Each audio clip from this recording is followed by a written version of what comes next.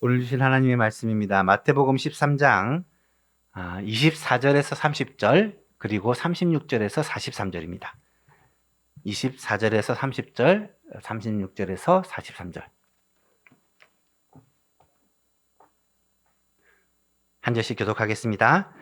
예수께서 그들 앞에 또 비유를 들어 이르시되 천국은 좋은 씨를 제 밭에 뿌린 사람과 같으니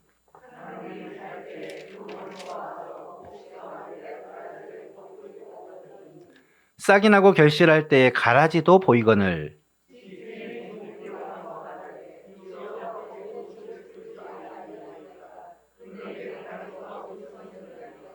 주인이 이르되 원수가 이렇게 하였구나. 종들이 말하되 그러면 우리가 가서 이것을 뽑기를 원하시나이까.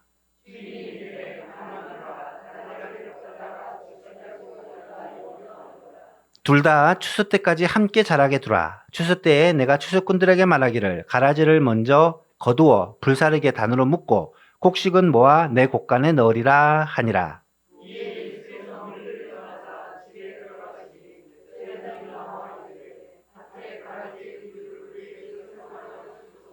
대답하여 이르되 좋은 씨를 뿌리는 이는 인자요.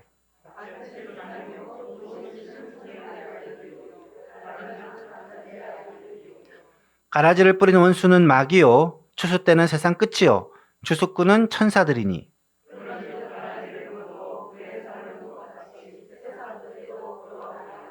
인자가 그 천사들을 보내리니 그들이 그 나라에서 모든 넘어지게 하는 것과 또 불법을 행하는 자들을 거두어 내어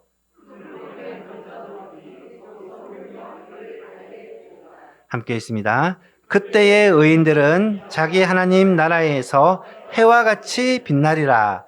귀 있는 자는 들으라. 아멘.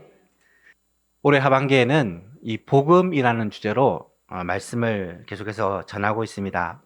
복음을 한마디로 요약하면 예수 그리스도께서 우리를 위해 죽으시고 부활하셨다는 소식입니다. 이 복음은 인간이 범죄한 직후 하나님께서 인간 구원 계획을 세우시고 그때부터 이미 이 구원 계획이 시작되었습니다. 구약 역사 전체를 통해서 구원자 예수 그리스도께서 오실 것을 성경에 계속해서 약속하셨고 언약이라고 하죠. 때가 되어 약속하신 대로 예수 그리스도께서 이 땅에 오셔서 우리의 죄를 대신해서 십자가에서 죽으시고 죽음을 이기시고 다시 살아나셨습니다. 그래서 예수님의 죽으심과 부활로 말미암아 우리의 죄의 문제가 해결되고 우리의 죽음의 문제가 해결된 것이죠.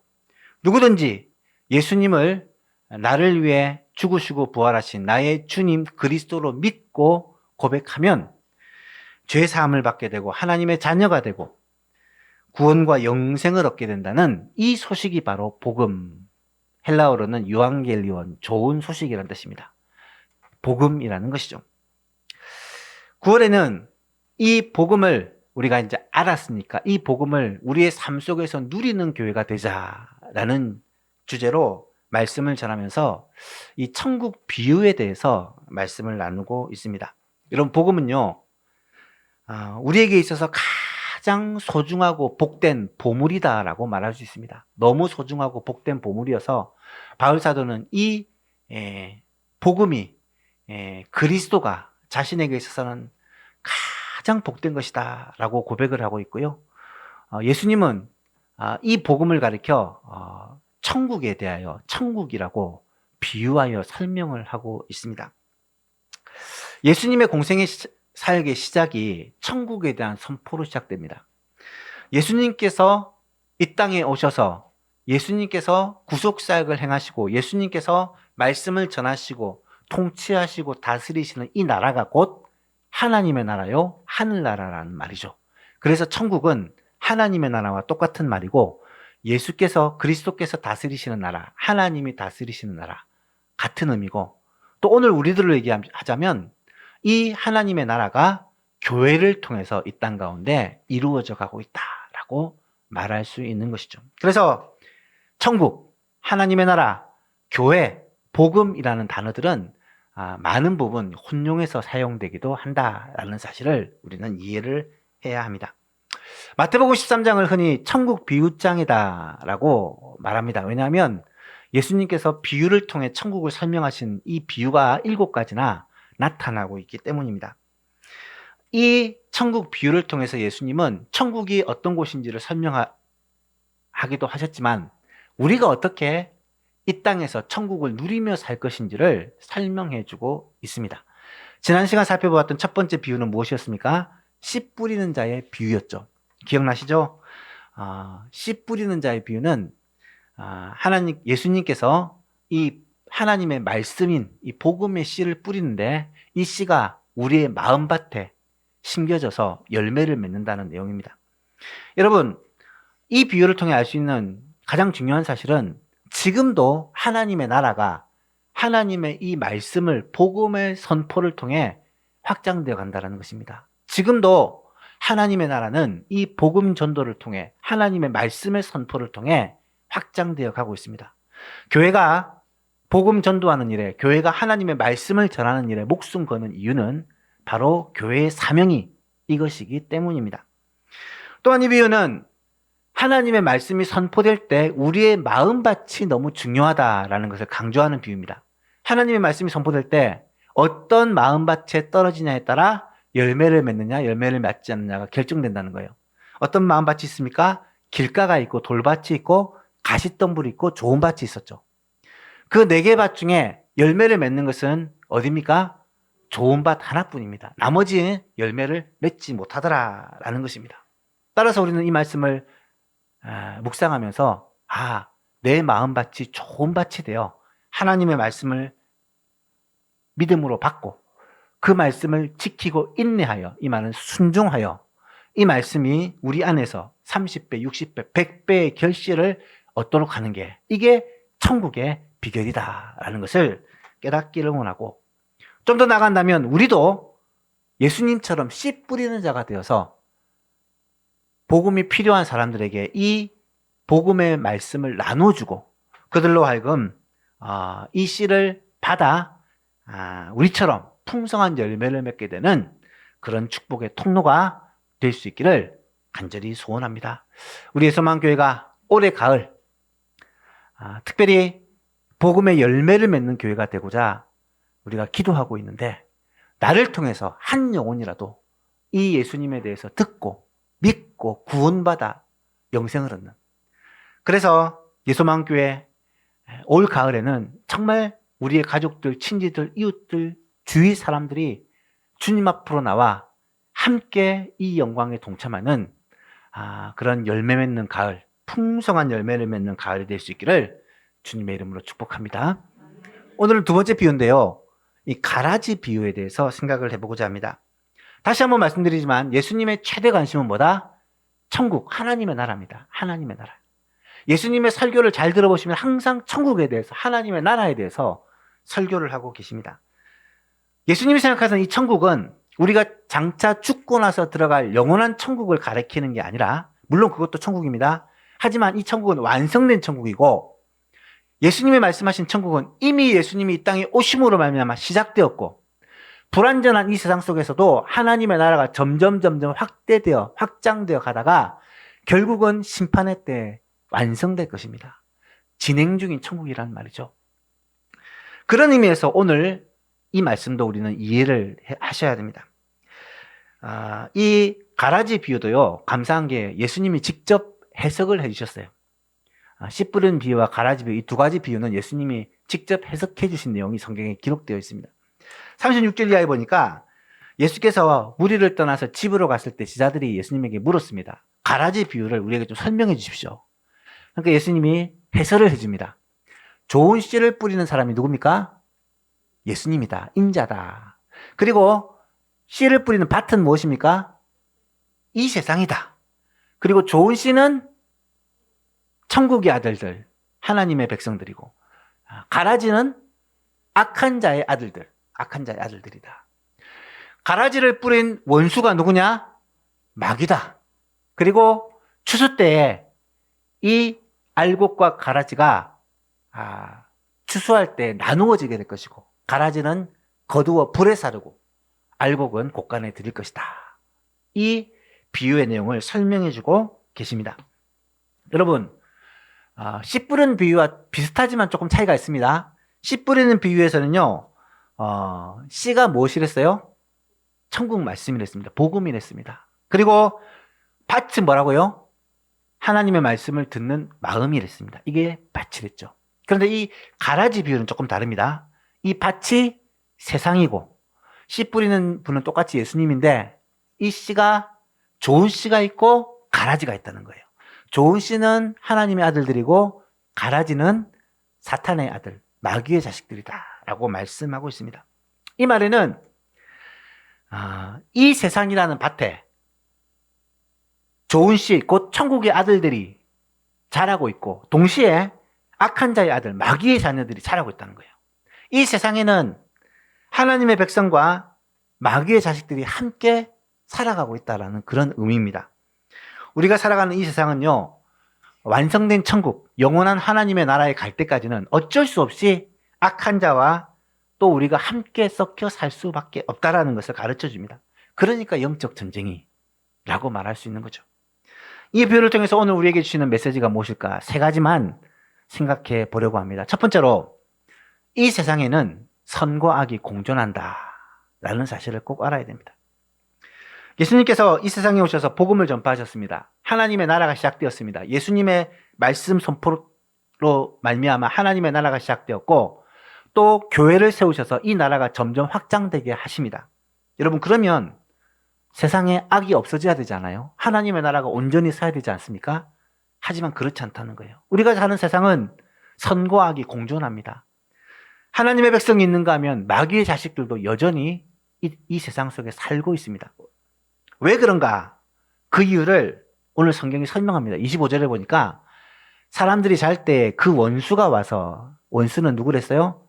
마귀랬죠. 마귀가 와서 곡식 가운데 가라지를 더 뿌리고 갔다. 마귀의 자식들을 뿌리고 갔다라는 거예요. 그래서 이 세상에는 하나님의 백성들과 마귀의 자식들이 공존할 수밖에 없다라는 것입니다. 여러분, 이 세상에는 선과 악이 공존합니다. 악한 사람들이 많아요. 생각해 보세요. 남의 밭에, 좋은 곡식이 자라는 밭에 가라지를 싹 뿌리고 가니까 이 좋은 곡식들 사이에 가라지가 막 나는 거예요. 와, 진짜 나쁜 사람 많죠? 오늘날에도 참 나쁜 사람이 많아요. 이 세상에는 악한 사람과 선한 사람이 함께 공존한다는 것을 알 수 있습니다. 하나님의 백성이 하나님의 나라를 이 땅에 세우고 복음을 전하여 영혼을 살리는 일 열심히 해도요, 사탄의 자식들이, 마귀의 자식들이 여전히 이 세상에 악을 뿌리고 다니는 거예요.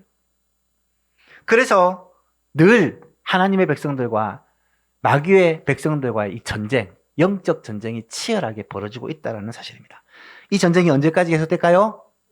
마지막 심판 때까지, 주님 오실 때까지 계속됩니다. 아니, 왜 이 세상이 이렇게 악합니까? 왜 세상에 악한 사람이 많아요? 언제까지 그렇다고요? 주님 오실 때까지 그렇다. 이거 성경이 말해주고 있는 내용입니다. 하지만 이 전쟁의 결과는요, 정해져 있습니다. 잘 아시죠? 이 전쟁의 결과는 결국 하나님의 백성의 승리로 끝납니다. 그거에 대한 확신을 가질 수 있는 본문 중에 하나가 우리가 원시복음에서 배웠죠. 여자의 후손이 뱀의 머리를 상하겠다. 이 말은 예수 그리스도께서 십자가 죽으심으로 사탄의 머리를 이미 상하게 하셨고, 그러므로 말미암아 우리는 반드시 승리한다. 사탄의 권세는 결코 하나님의 권세를 이길 수 없다라는 것이 우리가 알고 있는 확신입니다. 결국은 하나님의 나라가 이 땅에서 승리할 것입니다. 이 땅에서 교회가 결국은 승리할 것입니다. 이 땅에서 교회가 승리한다는 내용을 기록한 책이 요한계시록이에요. 세상이 교회를 잡아먹고 교회가 세상 가운데 정말 사라져버릴 것처럼 위기가 너무 많았지만 성경은 분명히 약속합니다. 교회는 반드시 승리한다. 하나님의 나라는 반드시 승리한다. 이것이 성경의 약속이라는 것입니다. 하지만 그 승리의 과정이 결코 만만치 않아요. 이 사탄이 최후 심판 때까지 발악을 할 것입니다. 지금도 사탄은 성도를 한 명이라도 넘어뜨리려고 정말 온갖 방법을 동원하고 있습니다. 영적으로 혼미하게 합니다. 복음이 가리워지게 합니다. 말씀을 분별하지 못하게 만듭니다. 서로 미워하게 합니다. 거짓말하게 합니다. 절망하고 낙심하게 만듭니다. 실망하게 만들어요. 사탄은 우리의 마음속에 온갖 의심과 부정적인 생각들과 실망한 마음들과 상처를 주어서 하나님의 뜻을 이루지 못하게 하고 하나님의 나라를 세워가지 못하도록 방해합니다. 따라서 교회 안에 끊임없이 문제가 발생하는 것은 당연한 일입니다. 이것을 이상하게 생각하면 안 돼요. 아니, 교회에서 어떤 이런 일이 일어날 수 있느냐?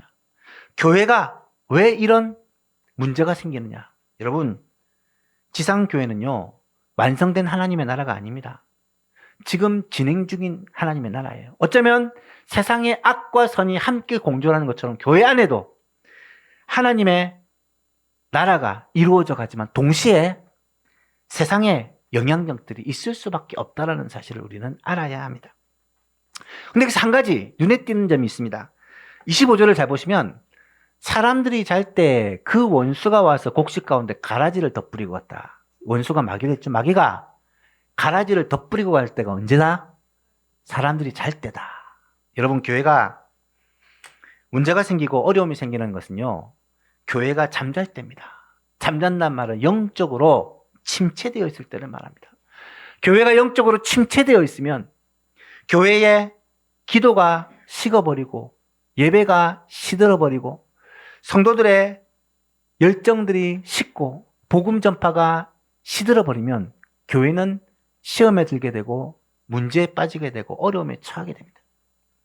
사랑하는 여러분, 영적 침체가 계속된다면 그대로 방치하지 마시기를 바랍니다. 혹시 내가 졸고 있거나 잠을 자고 있다면 여러분, 깨어 정신을 차리고 다시금 오늘 이 말씀을 듣고 말씀에 깨어있고 기도에 깨어있고 전도에 깨어있고 신앙생활에 열심을 내시기를 축복합니다. 잠자고 있을 때 마귀가 틈타요. 항상 깨어있지 않냐고 졸고 있을 때, 영적으로 잠들어 있을 때 온갖 부정적인 생각들과 온갖 악한 생각들을 우리의 마음속에, 우리의 생각 속에 넣어서 하나님의 교회를 흔들고 믿는 자를 떨어뜨리려고 애쓰는 것이 사탄의 전략입니다. 깨어있어 이것을 분별하고 어떠한 사탄의 전략에도 흔들리지 않는 우리의 소망교회가 될 수 있기를 간절히 바랍니다. 두 번째로, 악과 선이 공존한다고 해서 악을 섣불리 제거하려 하면 안 된다라는 사실을 알아야 합니다. 여러분, 가라지 비유에서 이 가라지라는 게 뭐냐? 가라지라는 것은 주로 이렇게 밀밭에서 자라는 독초를 말합니다. 자랄 때는 이 밀과 거의 모습이 비슷하기 때문에 구별이 어렵다고 합니다. 그런데 어느 정도 자라고 이삭이 피면 밀하고 구별이 되기 때문에 이 가라지를 이렇게 골라낼 수 있다는 거예요. 가라지는 독성을 가지고 있어서 혹시라도 이것을 헷갈려서 먹으면 구토와 현기증을 일으키고 심지어 목숨도 빼앗는 독초, 무서운 이 볼이라고 하네요. 독볼이라고 하네요. 원수가요, 작정하고 이런 독보리를 뿌린 거예요. 좋은 밭에다가. 왜? 밀하고 구별이 잘 안 되니까. 어떻게 해야 되겠습니까? 이 독보리들을 다 뽑아서 제거를 해버려야 되겠죠. 여러분, 이 세상에 악한 사람들이 참 많아요. 심지어 교회 안에도 문제를 일으킨 사람이 많습니다. 어떻게 해야 되겠어요? 다 뽑아서 제거를 해버려야 될까요? 예수님은 그렇게 말씀하지 않으세요. 오늘 본문을 보니까 주인이 이르되 그만두라, 가만두라. 가라지를 뽑다가 곡식까지 뽑을까 염려하노라. 둘 다 추수 때까지 함께 자라게 두라.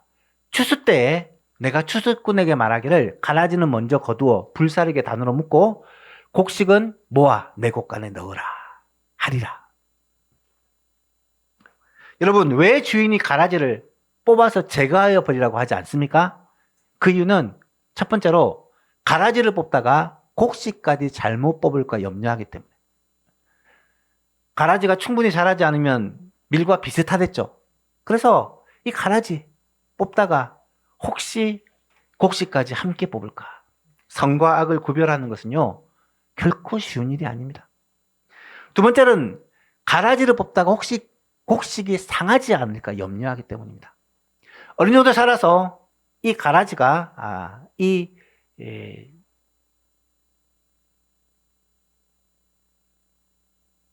이삭이 피면 이 밀과 구별이 된다고 해요. 그래서 그때 이 가라지를 뽑아내기도 하는데, 문제는 이 가라지를 뽑다가 이 뿌리가 뭐 얽혀 있다 보니까 밀까지 같이 상하는 일이 생긴다는 것입니다.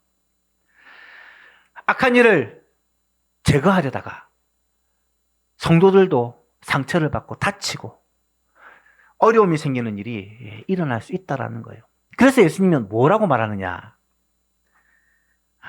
가만히 두라. 가만히 두라. 언제까지요?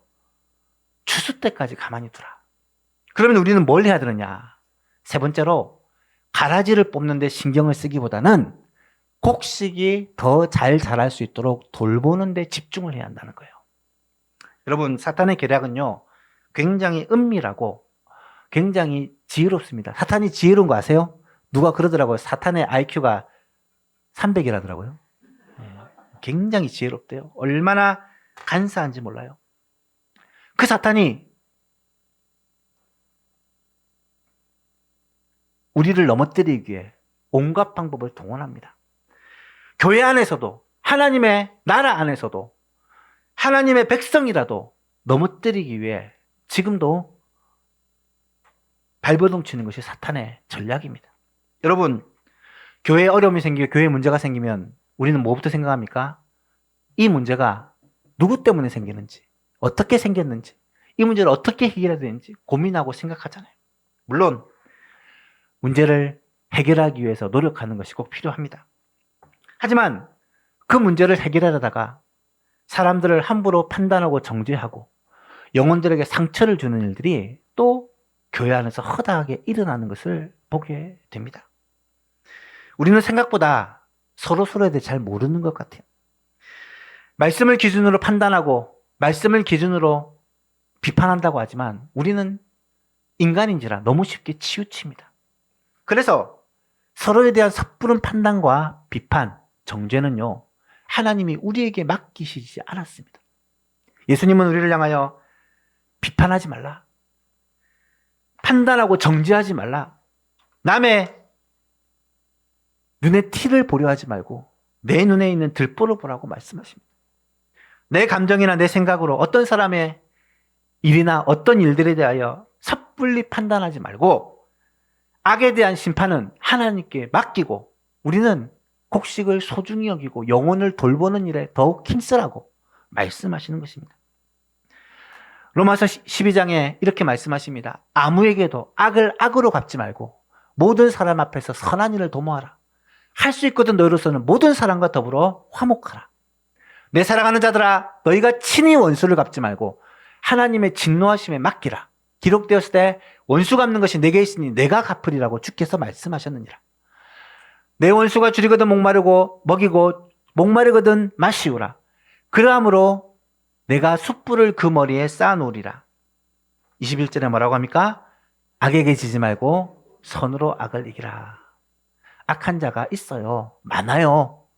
하지만 교회 안에서, 사회 안에서 악한 자를 미워하고 악한 자를 제거하려고 악한 자를 향하여 에너지를 쏟지 말라는 것입니다. 그 에너지를 가지고 하나님의 자녀들을, 하나님의 백성들을 돌보고 사랑하고 섬기고 회복하는 일에 애쓰라는 거예요. 우리의 생각으로는 가라지를 다 뽑아버려야 문제가 해결될 것처럼 생기지만요, 그렇지 않습니다. 주님의 생각은 다를 수 있다는 것입니다. 주님은 오히려 끝까지 인내하며 할 수 있다면 한 영혼이라도 건지는 것이 주님의 마음이라는 거예요. 교회를 핍박하는데 앞장섰던 사도 바울을 주님께서는 변화시켜 하나님의 일꾼으로 삼으셨습니다. 요한복음 6장 39절에서는 이렇게 말씀합니다. 나를 보내신 이의 뜻은 내게 주신 자 중에 내가 하나도 잃어버리지 아니하고 마지막 날에 다시 살리는 이것이니라. 사랑하는 예수만교회 성도 여러분, 우리 가족 중에 가라지 같은 사람이 있습니까? 판단하고 정죄하고 뽑아버리지 마시고요. 품고 인내하고 주님의 은혜를 구하시기 바랍니다. 성도 중에 혹시 가라지 같은 사람이 있습니까? 외면하고 미워하고 제거하려 하지 마시고 내게 주신 자 중에 하나라도 잃어버리지 아니하시고 하나님의 백성을 다 구원하시려는 그 주님의 마음으로 품고 사랑하고 섬기고 돌보는 그러한 은혜가 있기를 간절히 바랍니다. 우리는 사랑하고 우리는 인내하지만 하나님께서는 심판하십니다. 마지막 세 번째로 하지만 마지막 심판의 때가 되면 알곡과 가라지는 분명하게 구별이 될 것입니다. 39절에 보니까 가라지를 뿌린 원수는 마귀고 추수 때는 세상 끝이고 추수꾼은 천사입니다.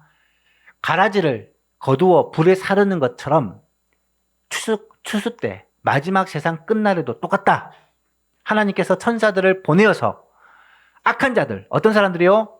모든 넘어지게 하는 것과 불법을 행하는 자들을 다 거두어서 풀무불에 지옥불에 던져 넣을 것이고 거기서 울며 이를 가게 될 것이다. 반면 의인들은 어떻게 된다고요? 자기의 아버지의 나라에서 해와 같이 영원토록 빛나게 될 것이다. 여러분, 최후 심판 때가 되면요, 알곡과 가라지는 완전히 나뉘게 됩니다. 가라지는 하나님의 무서운 심판을 피할 수 없게 됩니다. 하나님이 천사들을 보내어 모든 넘어지게 하는 것들과 불법을 행하는 자를 다 모아서 지옥불에 던져 넣을 것입니다. 하나님의 지옥 심판, 하나님의 불심판을 피할 존재가 없습니다. 하지만 하나님의 자녀들, 하나님의 백성들은 어떻게 합니까? 하나님의 나라에서 영원토록 빛나게 될 것입니다. 혹시 여러분 이 세상에서 악한 사람들로 인하여서 고난을 당하고 있습니까?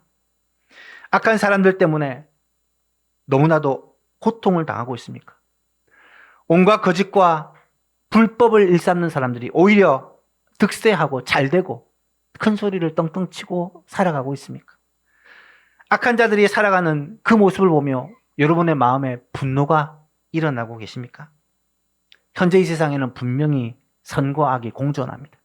악한 사람들이 어쩌면 선한 사람들보다 잘 되는 것처럼 보이고 사탄에게 속한 사람이 하나님의 자녀들보다 오히려 더 잘 사는 것처럼 보입니다.